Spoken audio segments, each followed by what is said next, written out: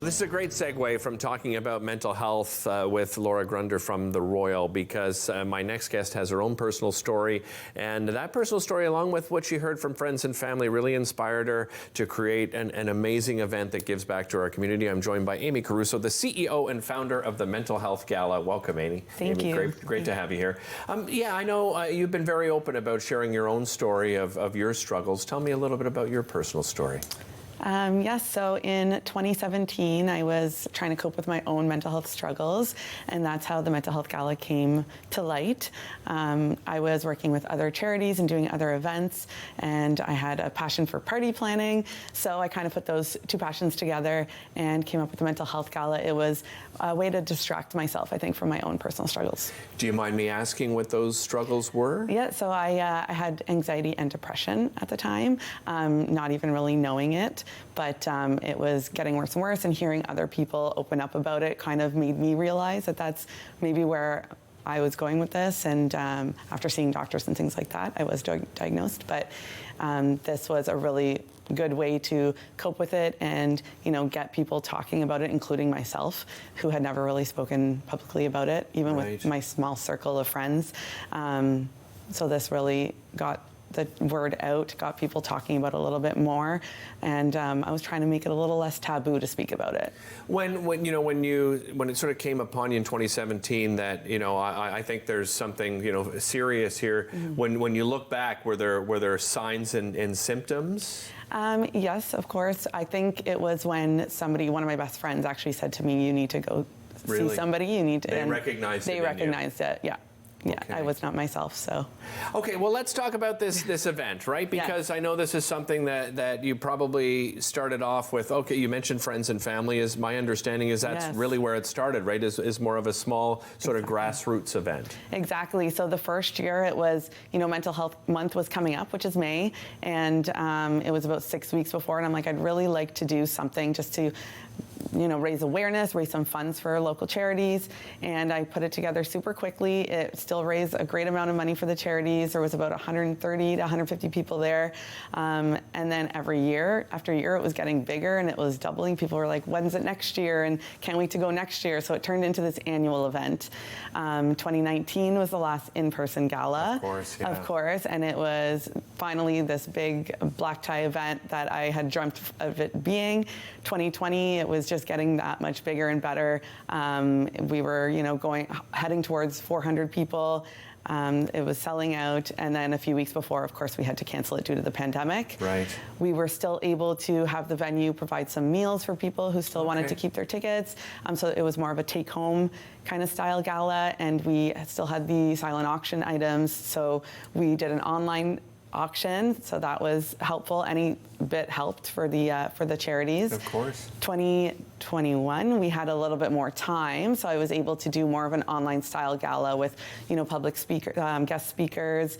We had a DJ online. We had some gift bags to take home with the meal, and then last year I had my daughter around that time, so I put it on hold for a year, and now we're back. So we're back. Congratulations on the birth of your daughter. Thank you. Well, and persevering through the pandemic, and you know that's not just testament to you, but testament to everybody that sort of jumped on board to support you, right? Of course, yeah. So it was about $130,000 plus that we raised for, at the time, the Royal and Do It for Darren, which have been amazing to work with. And then this year we are going forward. We have another 350-person event coming up next Friday. Well, let's talk about this here, because it's in person, right? Yes, it's finally. And you're one that's passionate about event planning. So what have you got planned? So this year it is again a 5-course meal. It's a formal dinner and dance. We have DJ Momentum back again this year. We have some guest speakers, performances. Our MC is the wonderful Melissa Lamb. Nice. And then of course we have our much anticipated silent auction. This year it's actually online. So even if they're not in person, they can still donate or still, you know, get things online, put their names in for silent auction items. It'll start a few days in advance, get the hype going, and then it'll close the night of the gala. Fantastic. Yes. I mean, everybody I think is so excited about getting back to in person. For sure. And I can't even imagine what it's going to be like, especially guest speakers. That's going to be a huge part of that event. Tell me about tell me a little bit about the guest speakers and sort of the topics they're going to be discussing. Yeah, so we have somebody from CHEO that will be speaking. Okay. That is where the funds are going this year, CHEO Mental Health Services specifically. So there will be somebody speaking on their behalf. There will be a little bit of a video on one person who has used their services. And then we have a couple performances. We have Pop Shop coming in to do a little performance for us. We have an aerialist pouring some champagne for us. So it's going to be a great night. Are you encouraged by what you've seen? Since you began in 20. I know it's not a long period of time, but do you think that the conversation is getting better, and we're getting, sort of losing a little bit of that stigma that we've always talked about?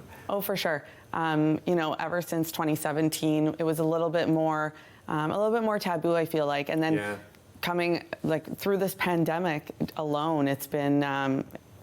More people that were struggling through the pandemic have opened up, and children going through that pandemic, I can't imagine, but the rise of mental health, illnesses and issues since then has just grown dramatically year after year. Amy, since you've begun, have people reached out to you to share their own stories? Because you often find that happens, right? You share and you become vulnerable and authentic in how you share. What's that experience been like? Yeah, so people reach out to me through social media, or they'll email me, they'll find me online, thanking me for even starting this, and then going into their own stories of what they've gone through. These people are strangers to me, and they feel like they can open up to me. It's amazing. And then, some people are asking how they can get help and things like that. So any way that I can, help them or help others, help raise these funds for these amazing charities, anything helps. Yeah, you're doing an amazing job, Amy. Thanks so much for joining us. Really appreciate it. The Mental Health Gala is happening at the Centurion Conference and Event Center Friday, May the 12th. It kicks off at 6 p.m. You can go to the mentalhealthgala.ca to get your tickets. .com, sorry.